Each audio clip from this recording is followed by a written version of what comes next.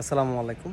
আমি নাইম। আ বর্তমানে মালয়েশিয়াতে সময় এখন আ রাত ২টা ২১ মিনিট। সো এই সময় আমি আছি মালয়েশিয়ার কুয়ালালামপুর এয়ারপোর্টে। অ্যান্ড আমার এই কুয়ালালামপুর এয়ারপোর্টে থাকার একটা রিজন, সেটা হচ্ছে আমার একটা অ্যাপ্লিক্যান্ট যার জন্য আমি অ্যাপ্লিকেশন করেছি।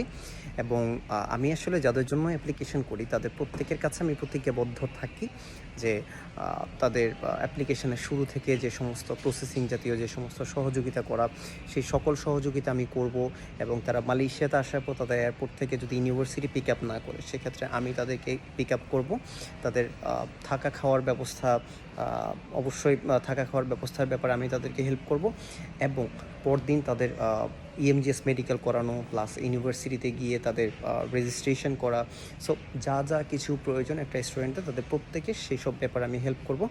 অ্যান্ড ওই প্রতিজ্ঞাবদ্ধতা থেকেই আমি আজকে মালয়েশিয়ার কুয়ালালামপুর এয়ারপোর্টে এই রাতের প্রায় ২:৩০, মানে ২:২২। সো এই সময়ে আমি এখন এয়ারপোর্টে। তো একটা ব্যাপার আমি সবসময় আপনাদেরকে বলি যে কোনো এজেন্সি দিয়ে অ্যাপ্লাই করার থেকেও মালয়েশিয়াতে যারা স্টুডেন্ট আছে, আপনি তাদের দিয়ে অ্যাপ্লাই করাতে পারেন। সেক্ষেত্রে আপনি বেশ ভালো কিছু বেনিফিট পাবেন। সেই বেনিফিটগুলো কী কী আমি যদি একটু বলতে চাই, সেটি হচ্ছে সর্বপ্রথম আপনার অ্যাপ্লিকেশন প্রসেসটা খুব স্মুথ হবে, এই ব্যাপারটা আমি বলতে পারি। তবে এর জন্য ডেফিনেটলি আপনাকে ট্রাস্টেড কাউকে খুঁজে নিতে হবে, যে মানুষটা ট্রাস্টেড, যার প্রতি আপনি অগাধ বিশ্বাস রাখতে পারবেন। এবং যে আপনার কখনো কোনো টাকা মেরে খাবে না। কারণ মালয়েশিয়াতে আসলে এমন অনেক স্টুডেন্ট আছে যারা খুব ভালো কাজ করছে স্টুডেন্টদের জন্য। আবার এমন অনেক অনেক স্টুডেন্ট আছে যারা স্টুডেন্টের ইএমজিএস ফিস নিয়ে, বা যারা আসলে সরাসরি ইউনিভার্সিটির সাথে কাজ করতে পারে না, বা যারা ইউনিভার্সিটির সাথে এক্স্যাক্টলি কাজ করে না কিন্তু তারা বলে তারা কাজ করে। সো এইরকম স্টুডেন্টরা হচ্ছে স্টুডেন্টদের ইএমজিএস ফিস নিয়ে নেয়, বাট এরকম সংখ্যাটা আসলে খুবই রেয়ার। আর কিছু স্টুডেন্ট আছে যারা আসলেই কাজ করে, বাট তাদের সার্ভিস ভালো না। তো হোয়াটএভার, আমি কে করছে না করছে, কে কী করছে সেসব ব্যাপারে যাব না।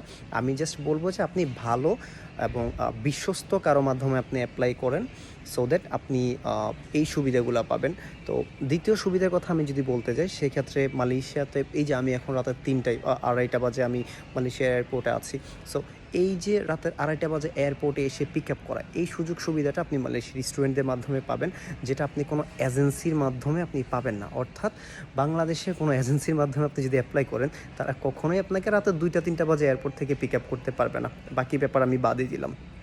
ইভেন সার্ভিস দেওয়া তো দূরের কথা, আজকে আমি ২টা স্টুডেন্ট থেকে শুনলাম, অর্থাৎ তারা আমার গ্রুপে পেয়ে আমাকে মেসেজ করলো যে তাদের এজেন্সি তাদের থেকে তাদের সকল টিউশন ফিসের টাকা নিয়ে নিয়েছে, এবং তাদের এয়ার টিকেটের টাকাও নিয়ে নিয়েছে। কিন্তু কাউকে ৩ মাস, কাউকে ৬ মাস ধরে ঘুরাচ্ছে, তাদের ইউনিভার্সিটিতে টাকাও জমা দিচ্ছে না, এবং তাদের এয়ার টিকেটটাও দিচ্ছে না।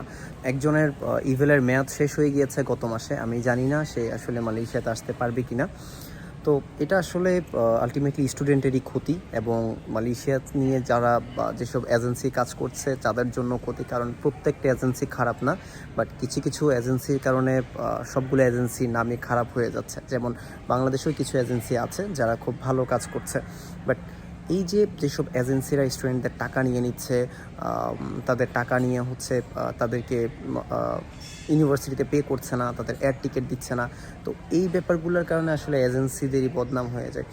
দ্বিতীয়ত, পরদিন আপনার যে ইএমজিএস মেডিকেল করানো হবে, সেই মেডিকেল নিয়ে সকল গাইডলাইন এবং ফিজিক্যালি আপনাকে হেল্প করার ব্যাপারে যা যা কিছু করার প্রয়োজন সব কিছু স্টুডেন্টরা করবে।